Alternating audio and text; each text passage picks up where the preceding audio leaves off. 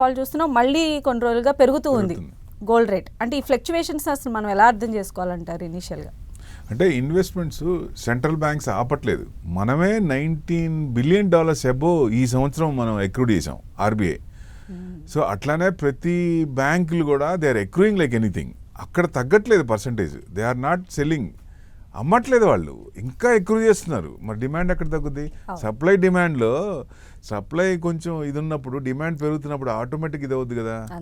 So mining తక్కువైంది కదా, కొంచెం గోల్డ్ మన మైనింగ్స్ తక్కువ కదా. సో మరి యూసేజ్ ఎక్కువ అవుతుంది. సో స్టోరేజ్ ఇదివరకు యూసేజ్ ఉంది ప్లస్ స్టోరేజ్ ఎక్కువ అవుతుంది.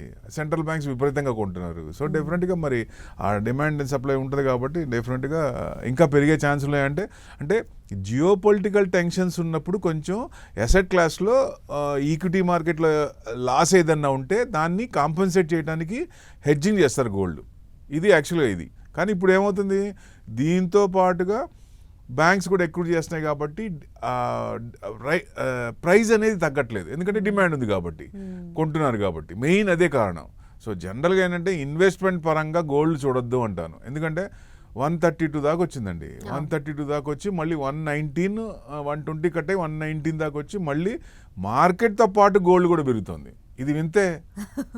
జనరల్గా ఎసెట్ క్లాస్లో ఈక్విటీ తగ్గినప్పుడు గోల్డ్ పెరుగుతుంది, ఇది పెరిగినప్పుడు అది తగ్గుతుంది, అది తగ్గినప్పుడు పెరగాల.